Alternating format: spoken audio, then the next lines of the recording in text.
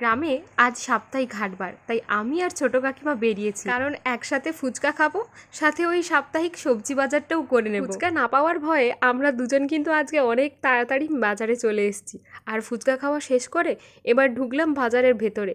কি কি সবজি নেব এবার দেখা যাক। না তো আমাদের বাজারের হাটটা না আগে এত বড় ছিল না, ছিল ওই মোটামুটি টুকিটাকি হাট বাজার হতো, কিন্তু এখন হাট বাজারটা অনেক বড় হয়েছে।